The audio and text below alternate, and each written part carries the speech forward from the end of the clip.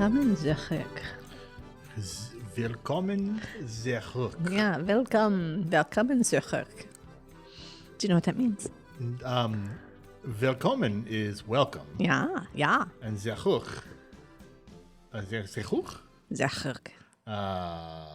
I have no idea. That means welcome back in German. Welcome back. Does this mean we have started the podcast? We have started it. And you know what it means? If I am spreche die Deutsch for the podcast, what do you think that means? It means that it's Oktoberfest time is what it means. Yes, I almost said C in Spanish. And you're right. It is Oktoberfest, so it's time to pull out those lederhosens and, the accordion and dance to some polka and drink some beer and have some brats. Do some oompa oompa. Uh-huh. And you know who does Oktoberfest well? Good old St. Louis. Well, and Herman. Can't forget about Herman. It's the St. Louis region, the St. Louis area. You're right. The eastern side of Missouri. Yes. We have done it well. So let's dive into it. Ready? Yeah. Prost. I'm diving. You're diving. Well, listen, I got to tell you, not being from St. Louis, the many tales that have been woven to me about how incredible this town is. And it's not just from my husband, but it is from all of his friends that I met in college, right? So we're all sitting around and we're talking, and they talk about how amazing St. Louis is and how St. Louis is the best. And every single one of them kept talking about how St. Louis has the best beer because we have the best water. So I often wondered, I was like, is it true, or is it something that we tell our children when we go to bed at night? Is it true that we have good water and we tell the world about it? And Absolutely, we have the best water. I honestly think that's the reason why there are so many people that leave St. Louis for whatever reason in college or after college, and they run off to a better world somewhere, and then they drink the water at other places and are like, well, this is crap. And then they come home because our water, the lifeblood of the city sometimes, really is the best. Well, and that good water does play a part in the fact that we have some really amazing beer here in St. Louis. And it plays a major part because anybody that's ever been on the Anheuser-Busch Brewery tour, and I will say that my friends and I, there was a time in our lives in college, you hit that age of 21 where everyone's 21st birthday, you go on a brewery tour. That's just what you do. So there was a good year or two where I would say I went on 30 to 40 brewery tours probably.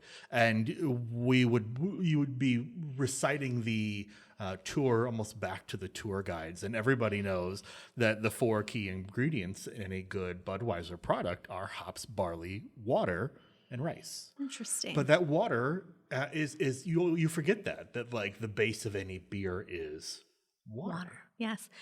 Interesting enough, I went on a beer tour in Seattle, and it was an English pub house. It was sort of like the vibe they were going through, and they actually talked about how they found the mineral composition in an exact village in England that they were trying to replicate, and changed their water composition to follow the mineral composition in that English pub to Seattle, Washington, in order to make the beer taste as authentic as possible. Fascinating. Yes.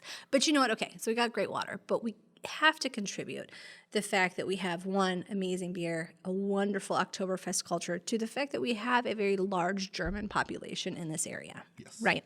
And so it goes all the way back to good old history when the 1800s happened and we had a large shift of German and Irish immigrants to St. Louis. I'm going to do a quick trigger alert. This is where Lydia's going to nerd out on history for a little while. Let's so talk if you're about not a history history. nerd, this is where you turn the volume down for 3 minutes. Oh, my goodness. And listen to a song while Lydia goes in history mode. Oh, my goodness. For those of you that are history files and care about this kind of stuff, which should be most of you, turn your volume up because she's going to wow you with some stuff. Well, here's what I'm going to say.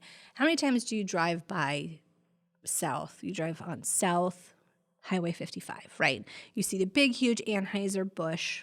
You see the old limp brewery and mansion there. And then on top of it, there was the Flagstaff, right? So those were the big 3 pillars in Soulard, but also in the beer community at the time, right?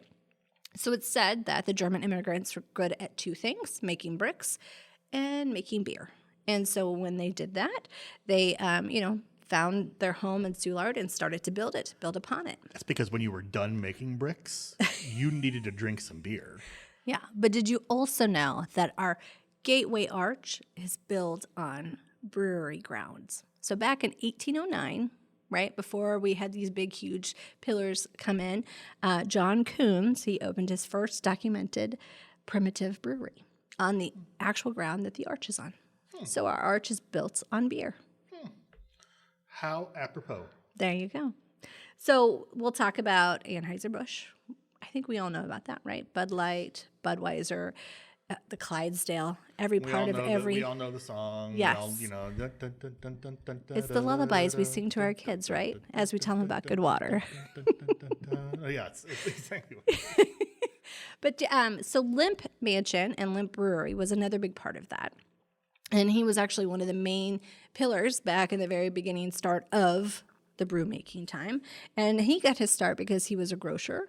And with that grocer, he offered something very unique, his beer that he made, that he learned to make from his German ancestry. And then, it continued on throughout the course of time. And here we are to modern day, probably about 30 years ago, right? Beer continued. We had prohibition, laws changed. And then Schlafly built their brewery. And with that, really kind of changed the game for our St. Louis landscape in being one of the lead craft breweries to really kind of start this exploration of really great beer and really great beer profiles. And then, 10 years later, we had Urban Chestnut, Civil Life, Perennial, Four Hands, all of them, 20 years and still thriving, not to mention that anywhere you go in this great city, every neighborhood has a little brewery. Just like, a nice little coffee shop, you've got your brewery that you go to as well. So it is very much a staple of St. Louis culture.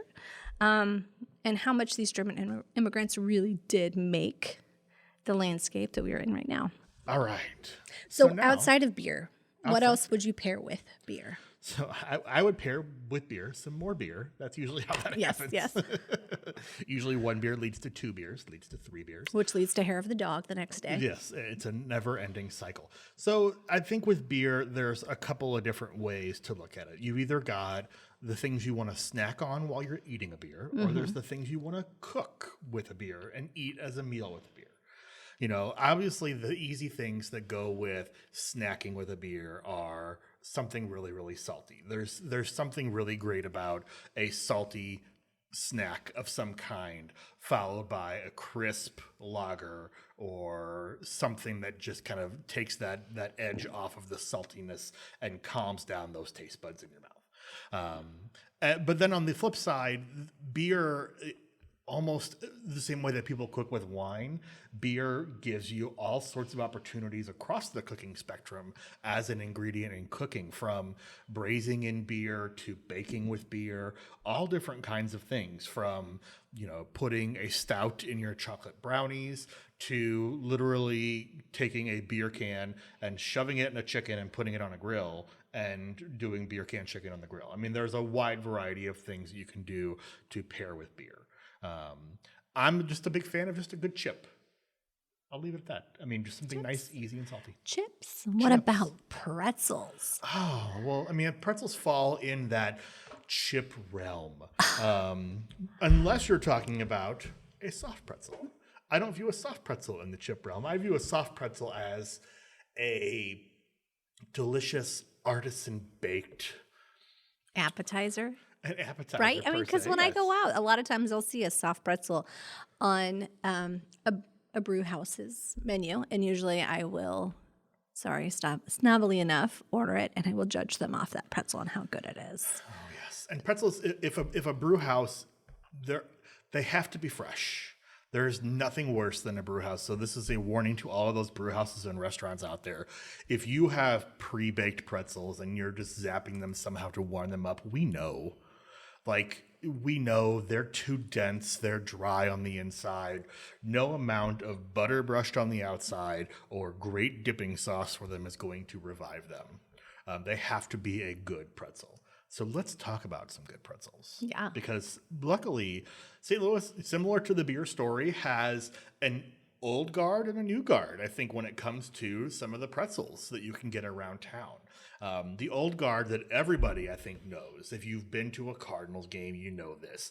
If you've been to Soulard, you know this. If you grew up in St. Louis and on a Saturday you were driving down Jameson just south of 44, you knew this. If there were multiple other street corners in St. Louis where people were selling these, you know I'm talking about Gus's Pretzels. And Gus's Pretzels is an institution in St. Louis that has been on Arsenal in Soulard, right there by the brewery. Nothing physically, it pairs well with beer on your palate, but it literally pairs well with beer on location in the city of St. Louis, where on one side of 55 is the AB Brewery. On the other side of 55 is the Gus's Pretzel Shop. So it's right there. And I have very vivid memories growing up of going to Gus's Pretzels with my dad. As a Boy Scout, we would go on Boy Scout trips to watch them make pretzels. There's seeing the large dough come out, getting rolled into long, thin strips, and then kind of flipped up in the air and flipped back down into the shape of a pretzel over and over again, dunked in the baking soda bath, sprinkled with the salt, run through and baked. It's amazing. And that was when they were just putting out just pretzels. And then now you've got pretzel rods that you can get, and pretzel rods show up everywhere. That in high school, we had them as a fundraiser every day in the cafeteria for different clubs and organizations. You can get pretzel nuggets. You can get pretzels from Gus's with bratwurst in them, or hot dogs in them, or Italian salsiccia in them. So it's not just an appetizer, it becomes a meal wrapped in a wonderful pretzel with huge grains of salt on the outside. I mean, it really does meet and pair well with beer or just hunger. It does. Well, and I will just express the culture shock that I had when I kept going to like birthday parties or graduation parties or trivia nights, and you would see these big gigantic pretzels in the shape of whatever year someone was turning, or if there were, initials, that these were the custom items that people would go out in pursuit of to have at their events to kind of, garnish their table with their big Absolutely. to-do. Like this was part of being at a St. Louis party. I lived in Dogtown for many years, and every year for the St. Patrick's Day parade, we would go to Gus's and order a large shamrock pretzel. And it would come in a big giant box, and you'd pick it up that morning, and they'd give you the mustard dipping sauce and a cheese dipping sauce to go with it. And it was fantastic, and it would be gone by the end of the day, but it was always there to nibble on, to soak up some of that beer, to keep people from going a little too crazy with their alcohol on St. Patrick's Day. But it served multiple purposes at a party. So you bring up a valid question: mustard or cheese sauce with your pretzel? Which one do you go with? So, that's a great question. It's a really, really great question, because I'll throw a third one in there. So it's not a local place, but Bar Louie is a chain. Bar Louie will also throw on a cinnamon butter that you can dip into as well. Yeah, no from you. I get that. Yes, if I'm looking for something sweet, but when there's different mustards too, because there's a honey mustard, or there's like a coarse horseradish mustard. Yes. Yes. I think they're both good. I'm a honey mustard person. I like that sweet to go with it. I also the cheese has to be good. Like I don't want a Mexican style queso. No. I want a beer cheese. Like a Fontina beer cheese where it's nice and it's something with a little bit of ale mixed into it. And it's stringy and it's like a rare bit, something like that. Ooh. Yeah, but I like a good jalapeno cheese with that spicy, and then you've got the creaminess of the cheese kind of blends out some of that salt from the pretzel that you're getting. So I like a bitter cheese. Yeah, or like a spicy mustard to kind of be like, ooh, I hear you, I see you. So Gus's is really kind of the old guard for pretzels in St. Louis. They've been around. They've been well eaten, well known. There are a couple other places in St. Louis now that that are doing a little bit newer things with pretzels. A couple of things, places I can think of are Pretzel Boys, has a couple of locations throughout town. I'm a big fan of Pretzel Boys pretzel nuggets. Any party that the Prosperi family has, somebody's going to show up with a bag of 100 pretzel nuggets and some cheese dip. Their cheese dip is really, really, really good. They also have the pretzel dogs and the pretzel brats and things like that as well. Additionally, there's Pretzel, and I'm going to give eyes to Veronica, our producer over here, who recently tried. They had a pretzel that was dipped or dredged in red hot riplets powder. Again, not the thing you're going to see from an old guard kind of place, but something that people that are doing some new things. They're doing. They're doing some collaborations around town with other restaurants. Which I think is really, really exciting. So I know she gave a big thumbs up to the Pretzel red hot riplet pretzel. She said it was actually even spicier than a regular red hot riplet, which I don't know how that's possible because those are dang hot. But back to Pretzel Boys, they frequently do collaborations with Joyas, and they do hot salami pretzels and do some really great stuff. I think they've done some brisket-filled pretzels with a couple people. So they're constantly, taking what is a regular pretzel and doing neat, interesting things with it and moving it beyond just a pretzel, which has been around forever, but turning it into a palette of things. So I'm going to throw this out at you. Have you heard of the Pretzel Croissant? No. So there is a restaurant here in St. Louis, the Preston, off Kings Highway, that makes a pretzel croissant. So you get that flakiness, but then you still get that dense, nice sort of texture of a pretzel. And they serve it with butter, and you would like this, strawberry rhubarb jam. So you have that sweetness to go with it. So they've taken a take on pretzel that's a little bit outside of the realm of a normal pretzel. I love that. Yes. So we're going to have to add that to our list of places to try. I want to put some turkey and brie on that. Ooh, I could think of things I want to do with a pretzel croissant.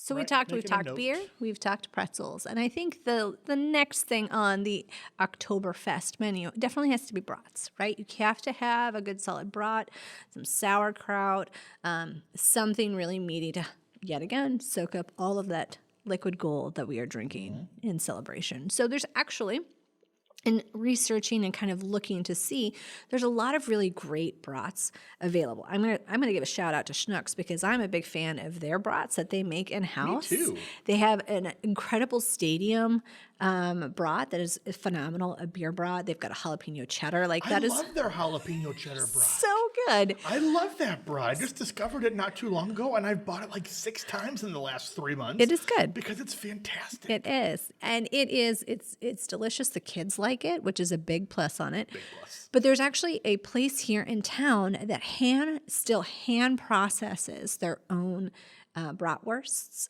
and normal German sausages and pork products, wursts, and they actually have jerky there too. So G&W's Meats, located up off Parkland Avenue. They've been in business for 65 years. It's gone down through generations. German immigrants that came in, they have the trade of, coming from their German ancestors. They make their brats in house. They still hand roll them. They still send them through the machine. And the incredible thing is that if you're a hunter and you want to have your own deer process, they'll process your deer there as well. It's kind of unique because not a lot of places will do that. Very cool. Yeah.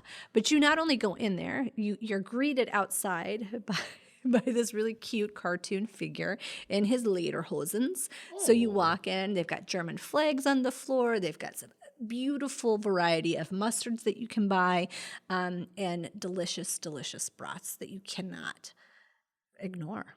Fantastic. Yes, so you have to check them out. I know Bolliard's Meats in Maplewood also does some really great stuff with custom sausages and meats like that. It's not a bratwurst per se, but recently they've been making green chorizo that I'm trying to get my hands on, where they take a regular chorizo, but they put in all sorts of green ingredients. So green chilies, cilantro, pistachio, a couple other things that you put in there. You're like, and it turns out like green. But they say, I've been there twice now to try and get it, and they say it flies off the shelves. They can't make enough of it. They make it in small batches because most of their stuff is handmade and high quality. But they also have a number of brats that they make there that are interesting ingredients with apple or with other things that bring a neat flavor profile to a bratwurst. So let me ask you this. I know you're feeling on pickles, right? Blech. Sauerkraut. How do you feel about sauerkraut? Oh, even worse. No. It's like taking a pickle and pickling it. Oh, well, but it's pickled cabbage, and it is really good for you. It's kind of like kimchi. Like, it's really great. It's really good for your gut health, right? Yeah. But my gut's pretty healthy. I'm sure it is. But it adds just this other layer to your brat, right? That acid that the sauerkraut provides with that tangy mustard is also helping to cut some of that fat, that fattiness that you can get. I love grilled onions. I even like pickled onions. I don't like pickles. I like pickled onions. I just don't like pickles. I don't like sauerkraut. I don't like sour pickled things. That's a shame. That's a shame. It is a shame. Okay, so we've got our beer, we've got our brats, we've got our pretzels. Oh my! So with that, we have to talk about how to celebrate Oktoberfest, right? So Oktoberfest, even though October is in the name, it is a holiday that runs mid-September to mid-October. There's tons of ways that our city celebrates here in St. Louis. Not only that, but in Herman, Missouri, they have huge October festivals every weekend. You could take the train down there, right? So I usually like to hop on the train at Kirkwood. I'll take it down to Herman, hop off, and just spend the whole day walking around the very quaint city of Herman. So that's one way to definitely celebrate. I heard you can drink wine in Herman if you don't like beer. Yes. They have the what is it, the famous Norton grape? Yes, which is the state grape of Missouri. Did you know that? Oh, well, there you go. If you ever need your Missouri state aficionado facts, Joe Prosperi here is a great resource to have. But I love it because you can go down there and get some schnitzel, which I love myself a good schnitzel. It's good. It's delicious. You don't see it often on menus. But with that, meat, potatoes, pretzels, beer, all that stuff. And if you're looking for a really good Oktoberfest, we do have a blog post on the Chewing the Lou website at chewingthelou.org that kind of runs through some of the local Oktoberfest opportunities in the St. Louis region. Because we are kind of in early October now, some of them have already passed, but there are still plenty of opportunities out there, whether it be going to Herman, whether it be some of the other ones around town, or whether it be just having an Oktoberfest celebration in your backyard. We've talked about beers. You know where to get them. They're all over town. We've talked about places to get bratwurst. We've talked about the pretzels you can get.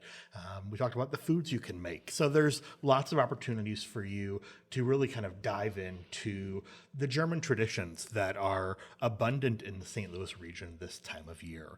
Everybody feels a little bit German. It's kind of, you can kind of smell it in the air this time of year. Right. You know, it's like when on St. Patrick's Day, everybody's Irish for the day, right? But Oktoberfest, you definitely feel that German. And I will say that I am part German. My maiden name is Mann, so this is my time to celebrate.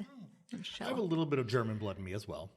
There's a little bit. There's some Hellman on my mom's side of the family. Like the mayo? Not like the mayo, but...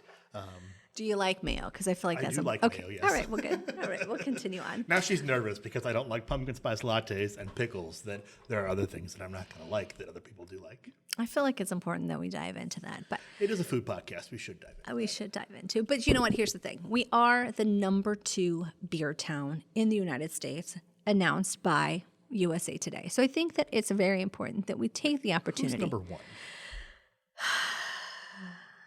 The good old state of Michigan. Grand Rapids, Michigan. Grand Rapids, Michigan? I know. WTH. Like, why Grand Rapids, Michigan? I don't know. You know, they do it up north. I mean, think about the Milwaukee. They do what up north? They do beer. They do. They have a larger German population up there. I don't know. Get somebody on the phone from Grand Rapids, Michigan. We can dial them in on this podcast or call the mayor of Grand Rapids, Michigan and find out what they're doing up there. Well, it is Miller country up there, so I think that we need to not talk about them. Miller is in Milwaukee. It's not Milwaukee. I understand, that's Wisconsin. That's a whole other state. I get it, and they've named their baseball team the Brewers, so you know that beer is serious up there too. Yeah, but they didn't win. They didn't. Listen, let's focus on the positive. Don't take the good juju out of Milwaukee and put it on Grand Rapids, Michigan. All right. right, listen. I hear the angst, but I think that we need to have a conversation We're with number our one, guest Lydia. today. We're number one. We are number Yes. one in our hearts in the Midwest. We're going to say we're number one. Exactly. Because we're public media and we can do that. Really, we can't, but we're going to. I'm going to defer to you on that. But so we are going to have a guest today, and our guest is going to be Jeremy Danner from Hands Brewing Company. We are really excited to have Jeremy to talk to us today about Hands and actually Nine PBS's partnership with Hands. For those of you that don't know, we do have a beer partnership with Hands that we're going to explore. So more on that coming up in a second.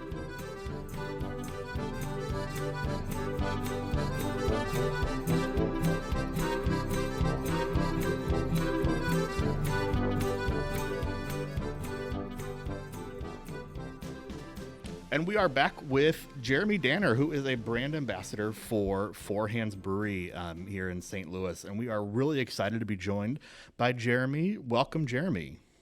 Good morning. Thank you. So Jeremy is here today to talk to us here on our Oktoberfest podcast to really kind of wrap out this conversation that we are having about Oktoberfest in St. Louis. We've covered the beers, we've covered the sausages, the bratwurst, the pretzels, but we wanted to really kind of dive down in what a local brewery, and one that actually we are very familiar with here at Nine PBS. Those of you that follow us on Chew and the Lou and at Nine PBS know that we have this very long-standing partnership with Hands Brewery. We are in the fifth year of we're wrapping up the fifth year of our a beer collaboration with Hands Brewery. We've done 4 beers. We are getting ready to launch the 5th beer, Unmute Yourself, that we'll talk about here in just a few minutes with Jeremy. But Jeremy, let's start off with just kind of asking, so what's going on with Hands? I mean, it seems like every time we hear about new things being released, whether it's that really awesome sparkler seltzer that just took over St. Louis, it seemed like, around the 4th of July. It seems like everything that keeps popping up is a Hands product. So what's new at Hands? What's coming down the pike? What's going on? Yeah, I mean, seltzer's been a surprisingly big part of what we've done this summer and fall. So much so that we've actually had to place limits on certain seltzers at the brewery for the amount that one person can buy at a time, which is, I don't think anyone in beer saw limited release allocated seltzer being a thing in 2021, but I don't think anyone saw anything happening that's happening beer wise. That's though. true. Or life wise, by the way. Right. 2021. Yeah, like you normally start a statement like, you wouldn't believe this, but, and at this point I'm like, I'll believe whatever you're about to tell me. I'm down. But we're really getting into stout season for us. Is sort of, I think we're known for making really good IPAs. We're known for making really good stouts. So both chocolate milk stout and then Absence of Light, kind of the beefier version of that beer with peanut butter are hitting the market right now. Absence of Light started dropping today. Chocolate milk stout's been out for a couple weeks. And then we have a fest beer on the market as well right now too. Yes. So back up and talk to me about this peanut butter beer, because I'm peanut butter comes up quite often on our podcast. Sure. We had a previous episode where we talked about the origins of peanut butter. And so what this peanut butter, like, is it a peanut butter flavored beer? I've had the chocolate milk stout before, and it's delicious. So what exactly is the peanut butter beer? Yeah, so it's a milk stout that we flavor with cocoa nibs after fermentation, and then we add peanut butter powder to the beer.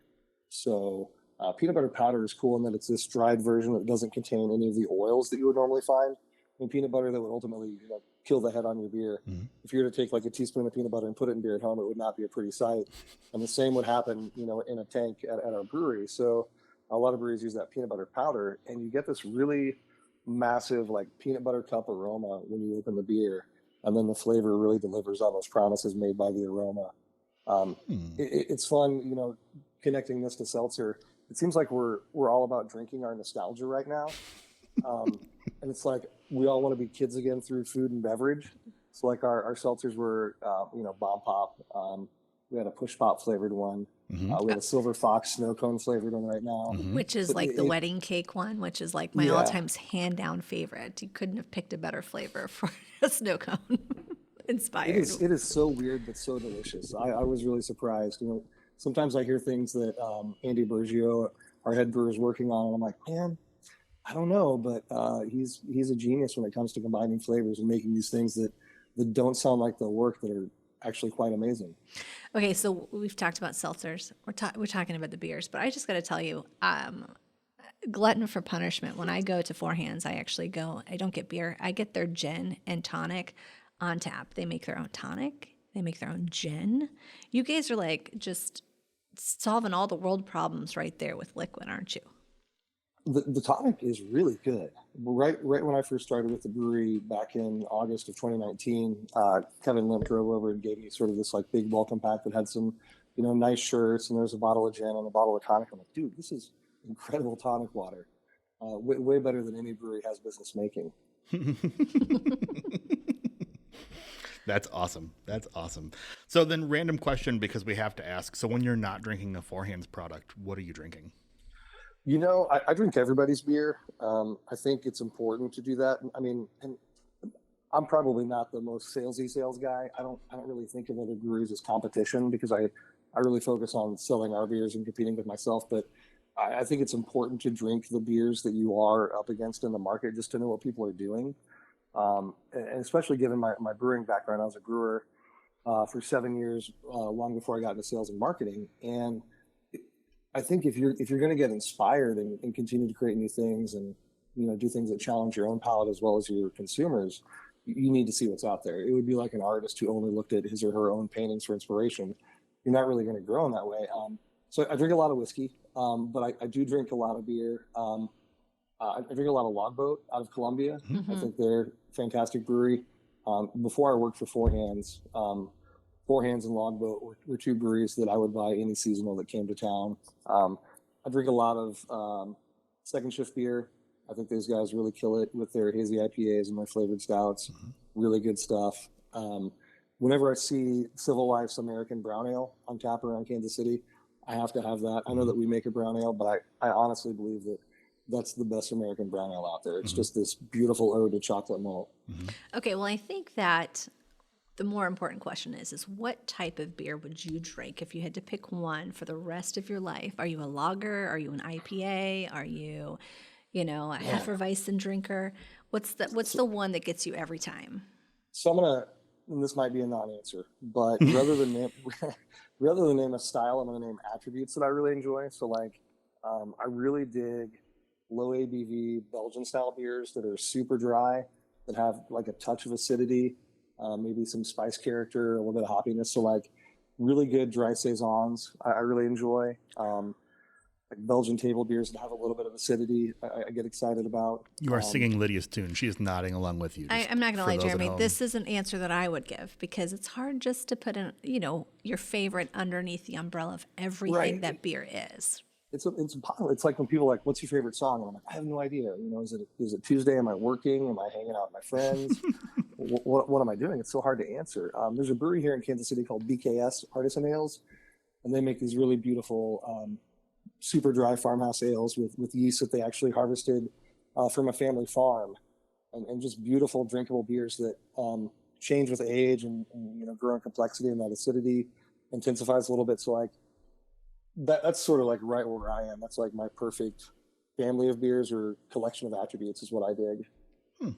So, Jeremy, with it being Oktoberfest, what does Four Hands have for if we're to walk in the brewery or a grocery store and want something for our backyard Oktoberfest celebration? What's the Four Hands product du jour?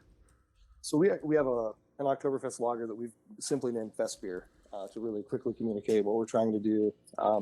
For me, you can talk about Marzens and Fest beers, and they sort of intertwine, and people who know much more about German beer would argue that with me. But we wanted to make a beer that's skewed a little bit more on the lighter side body-wise, as well as the color.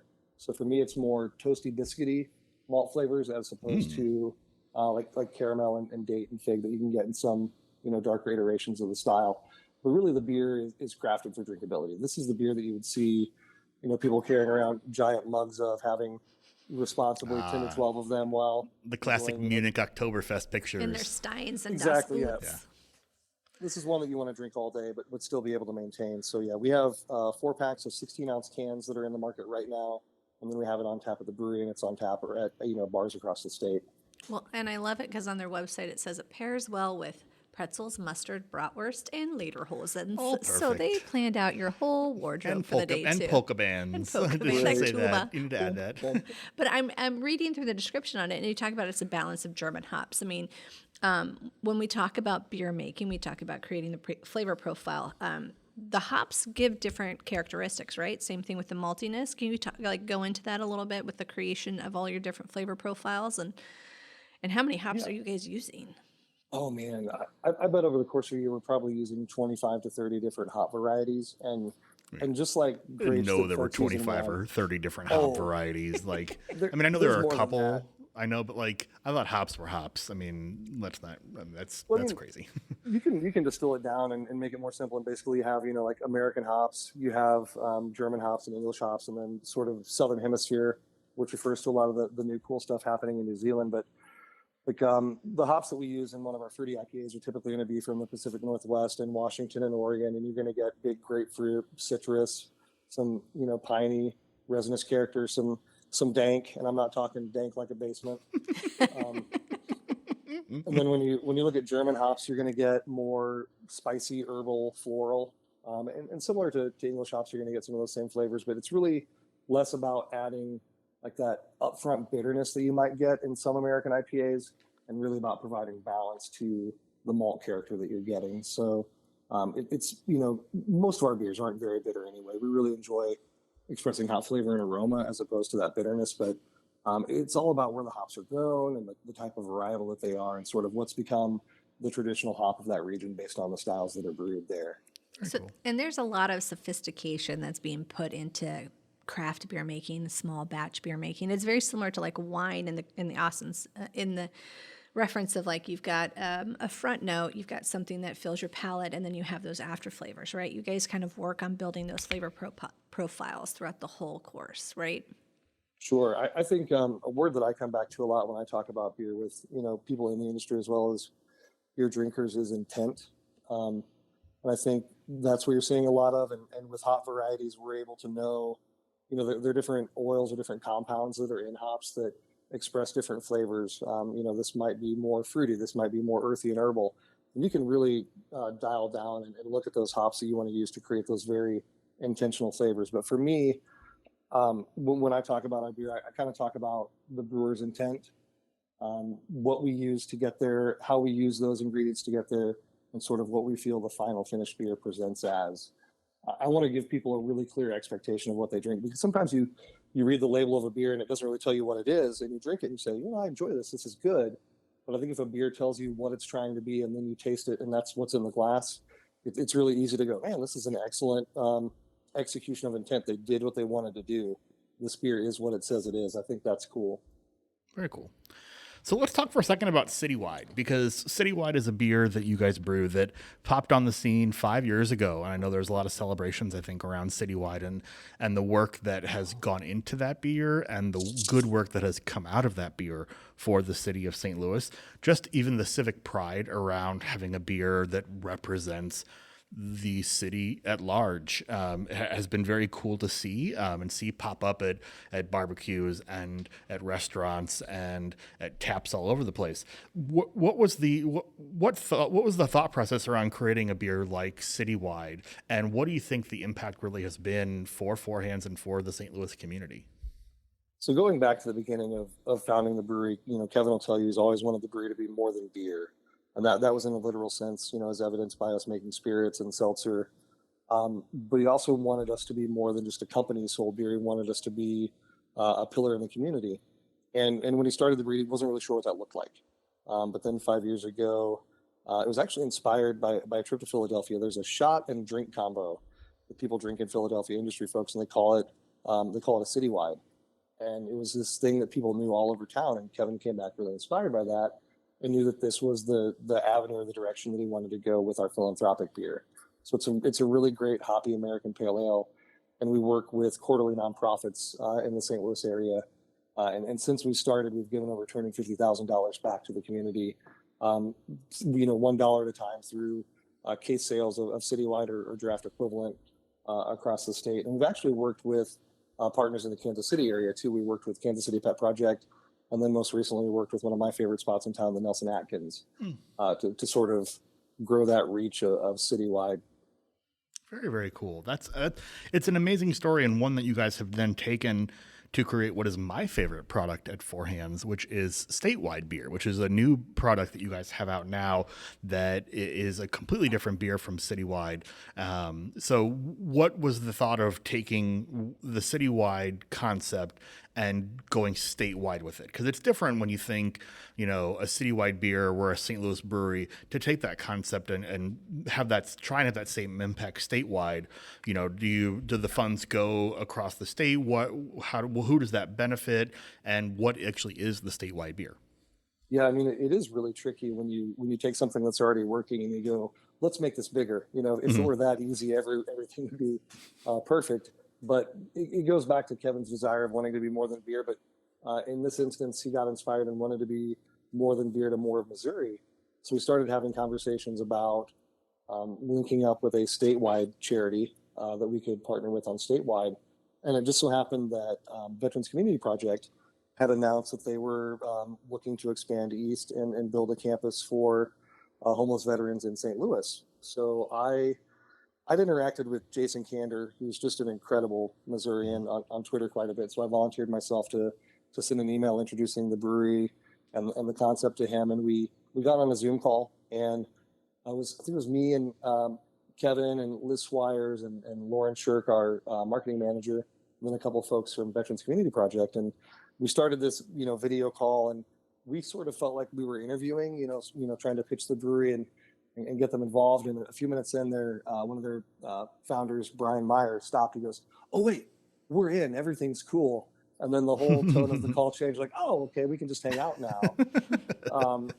But yeah, if you don't know what Veterans Community Project does, they are a nonprofit. They don't take any federal funding. So they define a veteran as anyone who took the oath to defend our nation. And they seek to provide homeless veterans not with just a place to live, but the tools they need to transition to a permanent, stable living environment. So they have doctors that come in, they have barbers that come in, they have a station for the veterans to wash their dogs. A lot of people don't want to leave their situation on the streets with pets because they have to give their pets up. And like, well, you can come with us, but you can't bring your best friend. Well, that's not a deal that people want to do. They also have services. They teach folks how to cook and how to grocery shop, because providing someone a home isn't a solution. It's part of it, but providing them the tools they need to maintain that home and keep that home is really what Veterans Community Project does. And the beer itself, it's become my favorite Four Hands beer as well. And I predicted early on that it would become the best-selling beer for us in Kansas City. And this past month it has. Wow. It's a hazy pale ale that features Amarillo hops and Simcoe hops. So I get a lot of big grapefruit character from it. And again, as most of our IPAs tend to lean, especially hazy IPAs, it's far less about upfront bitterness and more about giant fruity citrus flavor and aroma. That's why I like it. Finish of the beer. Yeah, it's so good. Yeah, it's real good. A big fan of that.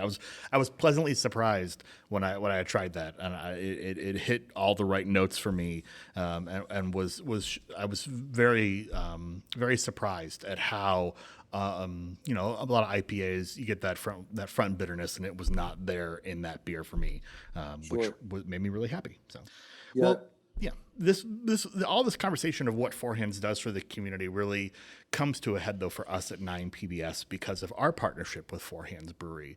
Over the last 5 years, we have created a number of beers with you guys, with different membership events. We've had On Cue was a beer we created with you guys. On Call, or Last Call, was our beer we created 2 years ago in memory of our late CEO, Jack Galmich. So there's been a number of beers that we've created over the years. And this year, after taking last year off during the pandemic, we came back and circled back around with Four Hands and created this year with the help of our community, with the help of the Chew and the Lou community, with our Nine PBS viewers on Facebook and on Twitter. And we reached out and said, instead of a small group of members, having a party and a get together, let's toss this out. What's more public media than letting the public that follow us decide what the public media beer should be in partnership with Four Hands. So we set out with you guys, and you guys kind of made a choose your own adventure course a little bit for us in terms of what the ingredients could look like. And we went through a voting process, and our audience got to pick, and we landed on a beer. And that beer sounds really delicious. Do you want to talk through what that beer looks like from an ingredient standpoint? Sure. I followed the voting process online, and anytime you open something up to the public for voting, especially for a beer, it can be super scary. Yeah. Like, what are we going to end up making? So yeah, I was surprised to see that the lager went out on the style, but I think more people are drinking lager. It's always funny, craft brewers say, "Oh, this is the year of the lager," like it's some brave statement, when we all know that Budweiser and Bud Light and Miller Lite crush it. So like, yeah, of course people like lagers. Well, what I think is cool about the concept for the beer is going with a lager really allows the key ingredients that were chosen, the grapefruit zest and the grains of paradise, to shine. So it's going to be a real crisp lager that's 4.5%. We're going to add fresh grapefruit zest and really spicy aromatic grains of paradise to the beer. So I'm excited to see the way those two interact. I think it makes a lot of sense in my brain, and I imagine it'll be good. I like that that Unmute Yourself ended up winning over Lockdown Lager. I like Lockdown Lager, but that's kind of macabre, man. Yeah, we tossed that around when we were thinking. We were like, Lockdown Lager. I don't want to do we want to look back and remember being locked down? I'm glad that that was of all the votes we've done for the beer, that one was the biggest landslide. Was people were like, "Oh, unmute yourself." Because nothing more. We wanted it to kind of represent the last year and what we've all been through. And what represents the last year or two more than people being on Zoom calls and being muted and trying to talk, and someone just being like, "You're muted, unmute yourself." Kevin might kill me, but we've been on several calls where he's talking like, "Dude, we can't hear you. You're muted." Oh, everybody has. Yeah. It happened just yesterday. I've been on 1,000 Zoom calls in the last year and a half, and I still am talking on mute half the time. Like, you'd think we'd all be pros at this now, but we still are muting ourselves. And we like the ability of, like tossing a beer to a friend and say, "Hey, unmute yourself, pal." Like, I mean, there's some fun play to that. So we're excited to see the final artwork for it. That's all in development. We're going to post that out here real soon as we have that and announce that. But we do have some really great news to share, that we have the final details for a beer release party here at 9 PBS for the public debut of Unmute Yourself. So, and this is hot off the presses, and it is Saturday, November 20th from 2 to 5 p.m. here at 9 PBS. We're going to throw a big old party outside. We're going to have Four Hands here with not only samplings of Unmute Yourself, but a variety of other Four Hands products. We're looking at having some food here. We're looking at having a band. We're going to have all sorts of fun stuff going on here. So more details coming soon, but we want everybody to be putting on your calendars Saturday, November 20th from 2 to 5 p.m. for the Unmute Yourself release party at 9 PBS with Four Hands. It's going to be epic. It is going to be epic. This is our first time doing a beer release and a beer collaboration with Four Hands, where we have the Chew and the Lou community behind it, excited about it, rallying around it. We want you guys all to come out. There may be swag involved. Joe might be wearing lederhosens. That's not been discussed. It will not be discussed. It would be awesome if you did, right? No. I'm going to put the kibosh on that right now. But at least some high stocks, right? No. Maybe. Okay. No. Fine. There will not be lederhosen involved. They don't make lederhosen in size triple extra large, tall. They probably do, but whatever. So, well, we are really, really excited about that event and about this collaboration continuing with Four Hands, and just continuing to see, Jeremy, what Four Hands does, not just with beer and with spirits and with tonic and with mixed drinks, but also in the community. Like, what else are they going to do that kind of breaks the mold of what a local microbrewery is supposed to do in the local area? Because Four Hands seems to be leading the way in doing some of those things. It's really cool. When I announced that I'd landed with Four Hands, back in July of 2019, I got a lot of texts from friends in the industry, especially from other breweries, across the country, that were like, "You've really landed with a great set of folks." And I think, there's over 8,000 craft breweries in the country right now, and it's no longer enough to just make good beer. You have to do other things. You have to be great people and be involved in your community and do all these other things really well, because with so many choices, as a beer consumer myself, the flavor of the beer and the quality of the beer are certainly key factors in helping me make a decision, but they're not the only ones that play into, what I'm buying when I'm at the store or what I'm drinking at a bar. So we want to continue to be good people and, we want to inspire others and also inspire ourselves. I think that's part of it, is to keep pushing and doing new things. And with the upcoming party, we're good at a lot of things. We're really good at throwing a party. So that'll definitely be a good time. Yes, you guys are. Well, perfect. Well, right. I think that's all that we have with Jeremy today. Thank you so much for your time and for sharing with us your wealth of knowledge on beer. Jeremy, thank you so much.